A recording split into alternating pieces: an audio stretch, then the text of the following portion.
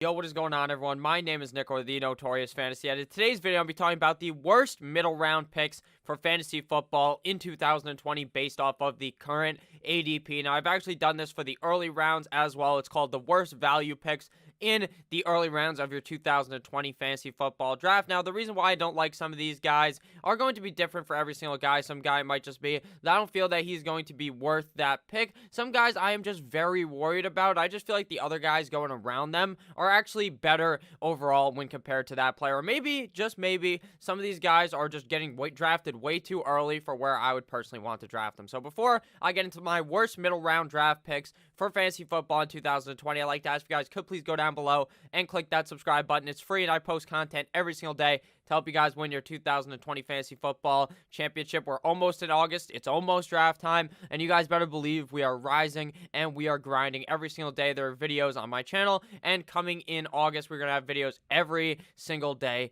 plus maybe 2 videos every single day. So let's get right into it. The first round to talk about here is round number 6, picks 61 through 72. So pick 61 is Deshaun Watson, 62 is Devontae Parker, followed by Stephon Diggs, DeAndre Swift, Kareem Hunt, Raheem Mostert, Cam Akers, A.J. Green, Jarvis Landry, Marquise Brown, Evan Ingram, and Julian Edelman. Now, a couple of these actually call out to me and tell me that these are picks that I don't want to make in 2020. The first would be DeAndre Swift, Detroit running back. Obviously, he's a rookie running back, so that even dampers him even more. I'm just afraid that there's so little run heavy in Detroit. They really don't like to run the ball all that much. They really find a success in the passing game with Matthew Stafford. So I don't really see a reason to draft DeAndre Swift when Kerryon Johnson is still there. He obviously has not opted out or anything yet, just like obviously, the breaking news yesterday was that Damian Williams ended up opting out of the season, so that made CH completely skyrocket up, but DeAndre Swift still has that competition with Kerryon Johnson. And then another pick that calls out to me is A.J. Green, pick 68. He's the guy we're going to be talking about, but the other one that calls out to me as a pick I'm trying to avoid is Evan Ingram, especially coming off the board as tight end number 6. I just typically don't draft those middle round tight ends. I either draft the early ones in Kittle, Kelsey, or Mark Andrews, or I just wait until the end of the draft and then draft one of the higher upside guys that I really like. And also, Evan Ingram has that big injury history, just like A.J. Green, who we're going to be talking about right now. A.J. Green, wide receiver of the Cincinnati Bengals. A.J. Green is 6'4", 211 pounds, out of Georgia, 32 years old right now. Not super old for a wide receiver, but he's getting up there in age, but that doesn't really mean anything until he gets to be like 35, and then you're going to start to probably worry. So 4.50, 40-yard dash, 67th percentile, 86th percentile speed score, 52nd percentile burst score, 63rd percentile agility score, and an 87th percentile catch radius. Now, A.J. Green right now is coming off the board as wide receiver number 28 and pick 68. My biggest concern with A.J. Green is his durability. This guy will just get hurt doing pretty much anything. He's mowing the lawn. He somehow accidentally fucking hits an acorn on the ground, and the acorn ricochets back and just hits him in the dome, and he is concussed. He somehow is tying his shoelaces in the morning, and he accidentally uses a knife instead of his fingers to obviously, tie his cleats up, and he just fucking stabs himself. That's just the things that happen to A.J. Green. The guy just always is constantly getting hurt, and then he's missing a absorbent amount of time. I think that's the correct word for that. He just misses a zillion games. Last year, they seemed like, oh, A.J. Green will be back in 4 games. And then the next report, A.J. Green will be back in 8 games. And then the next report, he'll be back in a couple of weeks. And then he just never ends up showing up. Now, he did actually sign his franchise tender, so he will actually play this year. Hopefully, probably just a couple of games because he will probably end up getting hurt. He didn't play in at all in 2019, so his stats that are on your screen right now are from 2018. Wide receiver number 44 in 2018, 16.6 PPR points per game, ranking 16th at the wide receiver position. He played only 9 total games. 77 targets, 8.6 per game, ranking 50th at the wide receiver position, 46 receptions, 5.1 per game, 50th at wide receiver, 694 yards, 77.1 per game, 42nd at wide receiver, 6 total touchdowns, 23rd amongst wide receivers, and 6 red zone receptions, 39th amongst wide receivers. So A.J. Green obviously still going to be likely the wide receiver 1 of the Cincinnati Bengals, which is obviously going to be good for him, but something also important to note that Tyler Boyd actually plays better with A.J. Green healthy. So A.J. Green, when he's healthy, is going to be very good, but why am I going to invest in him this early in the draft in the 6th round? People were drafting him last year around this same spot, around maybe like the 7th or 8th round, and the guy seemed like he was going to miss time. So why are we drafting him this high? Again, he is completely fool's gold. You think of A.J. Green, you think of a top 12 wide receiver, and that's what he used to be when he used to be able to to be healthy. But now I am not confident in AJ Green at all to be able to stay healthy on this Cincinnati Bengals team. So his injury probability is 66.7%, ranking 5th at the wide receiver position. His fragility rating, or his fragility, I don't even know how you pronounce that, but he's very fragile. Fragility ranking, I think is how you would say it. 84.6, number 10 at wide receiver. So this guy is very, very fragile. He's like that fine china your mom told you not to touch, and then you accidentally knock it over and shatters into a zillion pieces. That's what AJ Green is. Last offseason, or during the season, I believe. I don't even know when it was. It was sometime during the season because he just decided to sit him down and lace the cleats up and throw him over the fucking one of those telephone wires like Marshawn Lynch did when he retired, because that's what AJ Green should do. He should retire. High ankle sprain in preseason. He had ankle reconstruction surgery which last 4 to 16 months. He had multiple toe sprains. He had a toe sprain in 2018. He's had turf toe multiple times, hamstring strain, knee contusion, concussion. This guy's just getting all types of fucked up every single year. So I'm just going to stay away from a guy who I know is just like drafting a guy who you know is just not going to play the whole season, probably play like 10 games. In the 7th round now, we get into the 7th round ADP. If you guys have enjoyed thus far, please make sure to click that subscribe button. Interesting enough, the first pick of the 7th round is Tyler Boyd, his teammate, who I personally like a zillion times better. At 74, we have Michael Gallup. Next pick is Robert Gronkowski. Next pick is Tyler Higbee, followed by James White, Ronaldo Jones, Drew Brees, Tom Brady, Tampa Bay Tom, Hunter Henry, Darius Geis, Damian Williams, and Matt Ryan. Clearly, the ADP is not super updated because Damian Williams opted out of the season, so you should not be drafting Damian Williams at all. And obviously, I talked about that earlier. That really skyrockets up CEH. So for me, there are a couple of picks in this round that I'm really kind of just pivoting off of. I don't really like Hunter Henry all that much due to the fact that his injury concerns. I also would not be drafting Damian Williams, like I just said. Tyler Higbee's a guy, or Gronk is actually really the guy I don't like here. Tyler Higbee, I just kind of feel iffy on. I think he should be fine, but Gronk, I don't know, man. He hasn't even played in a year. He's been kind of injury riddled. He hasn't really been able to stay healthy. And as you guys know, I just really stay away from these injury prone kind of players. I'd rather draft a guy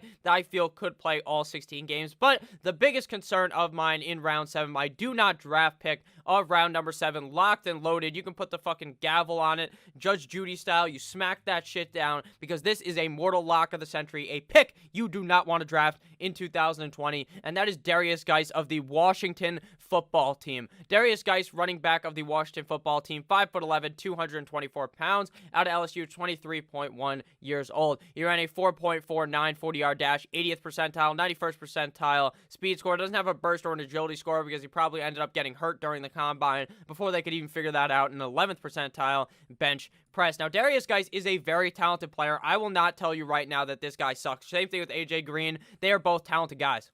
But both of these guys know the local head lady or not head lady or head man, whoever the fuck checks you in at the hospital. They know that person by name. They know them very well because they're always in the hospital. Right now, Darius Geis is going as running back number 32 off the board, pick 82. And I'm not even confident Darius Geis is the starting running back of the Washington Redskins by like week 6 because he'll probably end up getting hurt. And if he doesn't, Adrian Peterson's still there, Antonio Gibson. So there's kind of a cluttered backfield completely, so I don't even know why anyone's even really on him. Last season, he finished as running back number 69, very nice, in playing in just 5 games. In his NFL career, he has played 5 total games. His rookie season, he missed the whole entire year. He had 11.5 PPR points per game, ranking 29th at the running back position, 42 carries, 8.4 per game, ranking 72nd. I'm not even going to read where it ranks and any of this stuff because it's just so low, it doesn't really matter. 245 rushing yards, 49.0 per game, 10 targets, 2.0 per game, 7 receptions, 1.4 per game, 245 receiving yards, 49.0 per game. Red zone touches were 8, 1.6 per game, and his total touchdowns were 3rd, 50th at the running back position. So Darius Geis doesn't really do anything that makes me want to draft him. Sure, he'll have some nice breakaway runs. He'll look pretty good on the field, but the guy just can't stay on the field. And now they bring in Antonio Gibson, who I think could even further hurt Darius Geis, who's not really a pass-catching running back. And getting a guy that is a pass-catching running back helps your fantasy team so much more. Definitely if you're in a half PPR or a full PPR type of league, which most leagues are. And like I said, he missed his whole rookie season, played 5 games in 2019, but he only started 1, and they used their 2nd-round draft pick, like I said, on Antonio Gibson. Not their 2nd-round draft pick. Actually, it was a 3rd-round draft pick, but they didn't have a pick until the second round because they drafted Chase Young in the first round and then didn't have anything until that third round. So Derrius Guice pretty much is like lighting your draft pick on fire. You're setting your whole 7th round on fire. You're setting the running back core on fire because once Derrius Guice is healthy, you are going to want to play him. I bet sure as fuck that you will want to put him in your lineup. If he gets hurt and he comes back like week 9, you're going to want to play him again because you saw that he played pretty good, and then he's just going to get hurt again, and he's just going to shove his dick further into your ass by fucking you over year in and year out. Don't draft Derrius Guice. It's plain and simple. Don't draft those injury-prone guys. So now into round numero 8. If you guys have enjoyed thus far, please make sure to click that subscribe button. So at 85, we have injured Deebo Samuel. I did not end up picking him for this part due to the fact that he's injured. I think he could miss some significant time, maybe a whole month of the season, so I'm pretty much fading him as well, but I didn't want to talk about him since the fact that he's actually hurt right now, and I feel like that would just be a cop-out answer. 86 is Will Fuller. Next pick is my main man, 5'5", Tariq Cohen, Keyshawn Vaughn, Brandon Cooks, Josh Allen, J.K. Dobbins, Marvin Jones, Jordan Howard, Aaron Rodgers, Phillip Lindsay, and to close out the 8th round, we have running back Sony Michel. So my pick for this round is, if you guys have been watching me for a while, you know the guy I hate here, Aaron Rodgers, quarterback number 11 off the board. Aaron Rodgers, I believe, is honestly just getting picked there strictly based off of the name value. Green Bay Packers, 6'2", 223 pounds, 36.7 years old, 80th percentile 40-yard dash with a 4.71, 72nd burst score, rating 28th percentile agility score, 92nd percentile Wonderlic score with a 39 because Aaron Rodgers is wicked smart. His throw velocity is probably 99th percentile. This guy just throws absolute missiles, but the reason why I don't like Aaron Rodgers is not because he is actually worse than he used to be. It's strictly due to the fact that Mr. Matt LaFleur, coach of the Green Bay Packers, just likes to run the ball more than Mr. Mike McCarthy did in the past. He liked to pass the ball. He wanted a pass-heavy offense. Aaron Rodgers now is in a runner-heavy type of offense where Aaron Jones can really carry the team, and they didn't bring in a single fucking wide receiver for Aaron Jones, or not for Aaron Jones, for Aaron Rodgers. They said, you know what, Aaron, in the first round, you know what we'll do? We'll actually bring in your competition in Jordan Love, who will eventually take your job. And then the second round, let's draft another fucking running back. Fuck you, Aaron Rodgers. We don't care about you at all. We don't want you to succeed. There is no wide receiver there besides Davante Adams. That's how it was last year. That's why we saw Davante Adams have a good season. I think he has a good season again, but I'm just concerned about Aaron Rodgers' weapons there not being good enough for Aaron Rodgers to really succeed, especially in a team that really tries to run the ball. So quarterback number 11 off the board, pick number 94. Now, last year, he actually finished as quarterback number 9, but we're going to get into why in a couple of minutes, why those numbers were just so inflated. He should not have been inside of the top 10, but he had a couple good games that really skyrocketed his numbers much higher into where you would into where his numbers would be good enough to where you might want to pick him, but if you look closer, you don't really want to pick him. So he had 17 points per game last season, ranking 13th at the quarterback position, playing in all 16 games. That's something that Aaron Rodgers is known for. He's not a guy that's really injury prone. 569 pass attempts, 35.6 per game, ranking 8th at the quarterback position. Now, I know what you might be thinking. You're going to be thinking, Nick, you said they're more run-heavy. Being the 8th most pass attempts, Aaron Rodgers, that's still pretty good, right, Nick?